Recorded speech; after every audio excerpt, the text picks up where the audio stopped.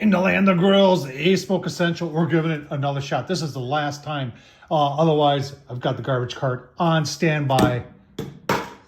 Let's see what we can do to make this thing work. I really, really, really want this thing to work, but it has been so frustrating. I've never had so many issues with a pellet grill as I've had with this all new Asmoke Essential. Let's go through some of that. I'm going to leave the links down below to some of them, the other videos that I've done that shows my frustrations. Like I said, I gave Asmoke every opportunity to try and make things right here. And, you know, I'm going to give them one more try today, hoping that there is maybe some new firmware to download, and that's going to make everything just perfect on this grill. Certainly hope so. Let's get started. All right, so if you want to go through a litany of issues, one of the issues started when we got it, and there was no instructions for assembly. And I just kind of, you know, by you know, dumb luck, got it together correctly. They now have an online version that shows how you can put it together. One things I like, I'm telling you things I like about it, is that they took the pellet hopper and put it on the outside of the grill, but they never thought about, you know, when you take it off and how you keep the pellets in here. So they had this little slider that didn't work. So then they sent me a new one that's got a slider in it that, well, it doesn't close all the way, and then when you want to take this off, it there comes out. This whole thing, and if you're wondering what this thing is, that's what you put in here to keep the pellets from spilling out, because you got pellets in there. So this is a good idea. It is. Terrible design, terrible manufacturing. Well, actually, I can't blame manufacturing. Whoever designed it, just nobody was thinking here. All right, so for what is potentially the last try, Asmoke, we're going to use your pellets.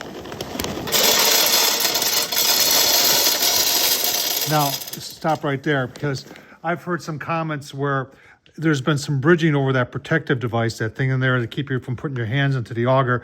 And Asmoke has told people to take that off, but what they forgot is in their own design, it's got it riveted on. So it can be taken off, but not very easily. I'm not going to fill this up too full.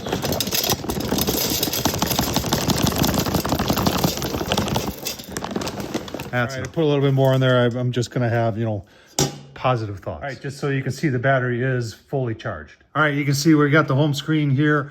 It's telling me we are fully charged. Press anywhere to get to the menu.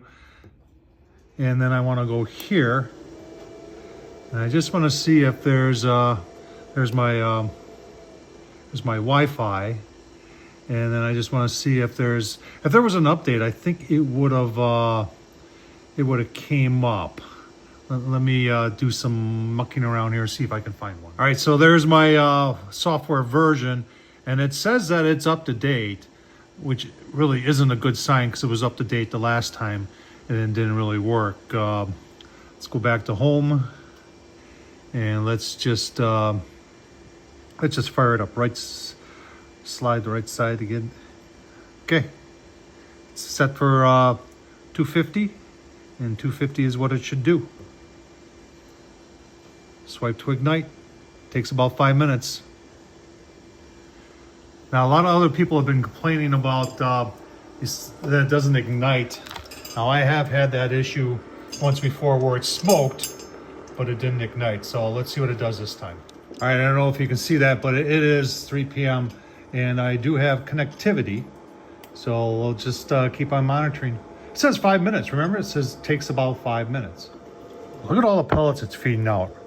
It is setting itself up to failure here, because that's going to overshoot big time. I don't understand why it's doing it. It hasn't even been a minute. If you can see that, yeah, 3:01. Come on. All right, 2 minutes. We got smoke. 3 minutes. This should start. There. Look at that. Ah, perfect. So 3 minutes. We got fire. That's impressive. We put everything on and cross your fingers. All right, we're set to 250. We're already at 118. I like the touch screen, and I like the big lettering and all that. That is cool. All right, we made set point. Now, a lot of you folks have said, Tom, this is just normal for it to overshoot. So we're gonna just keep on going here, see what it does. We'll see how far it overshoots, and then we'll be prepared for the roller coaster ride that'll come after that. You can hear the fan has kind of kicked down. It's not, it's, in my opinion, it kicked down way too late. It kicked down at 260. If it said at 250, it should have been kicking down around 240. All right, it looked like it topped out at 264, which isn't bad. That's, you know, only 14 degrees overset. So we'll just keep on going, see what it does. All right, you can see we're 25 degrees overset. All right, so now we're 25 degrees below set point, and we are smoking like crazy. Keep on going. I don't know if you can see through all the smoke. We're now 215, so what is that? Oh, actually 213. 35 degrees below set, yeah, 35, 37, 38. Should we keep counting? Come on, Asmoke. Through the smoke, it looks like we're 40 degrees below set point right now. Well, it sounds like it's starting up again. I think we bottomed out at, oh, look at that. Yeah, we bottomed out at 206. All right, so this time it caught itself probably around 244 and shut the fan off for right back to 250. Perfect. 25 over. Remember I talked about that roller coaster? That's where we're in here. We're coming up on 30 degrees over. Well, I'm waiting here till we get 100 degrees over. Remember, we're set at 250. There we go. We did it. Good job, Asmoke. You're 100 degrees over set point. Phenomenal. Coming up on 400 degrees, 150 degrees over. Where will it stop? Yeah, there's your answer. All right, I was a little disappointed. I was hoping we'd make it to 200 over, but looks like we topped out at about 433, 431. I don't know if you can see the time there. It is exactly 30 minutes since I started. It's it's starting to smoke again. We're 344 and the set is 250. So it's probably let's see how high it goes this time, because it's catching itself and wants to refire up here, and it's not even close to 250. It's 339. So let's just see where this takes us. I want you to focus in on the word smart. Yeah. Down to 224, smoking like crazy. All right, so that one, this time it bottomed out at about 40 degrees. It was about 210. And now I can hear fire. So it's dialing itself in after 45 minutes. Let's keep on watching. All right, shut the flame down. It's only 14 degrees over, set 250. We'll see where it ends up. Dialing itself in. All right, you can see the time. It's a little over an hour, maybe a little bit more than that. And look at that. I mean, well, that's pretty impressive. It's only like 25 degrees over, dialing itself in. What do you think? Do I need to go a little bit longer to see if it really dials itself in? I mean, I have not opened anything up yet as if I were cooking, so I don't know what that would do to the whole process. I did look at pellets, and apparently they were bridging, because I put my hand in here and all of a sudden a bunch of them fell in.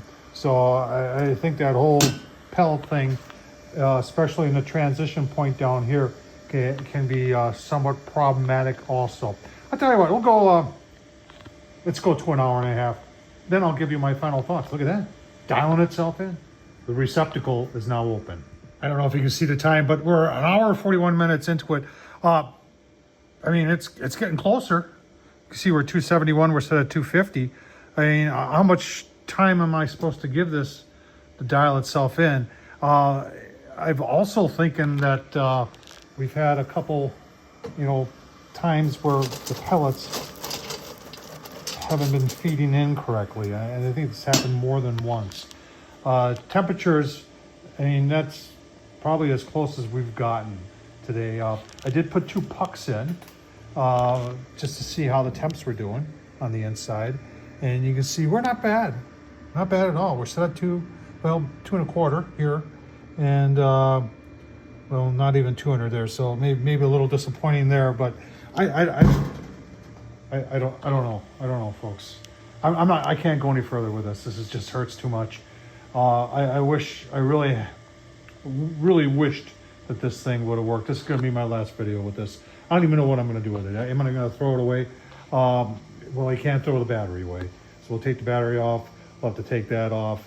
I might try putting it on Marketplace and selling it as is for $50, I guess, maybe. I don't know. Or maybe I'll just throw it away. I don't know. What would you do?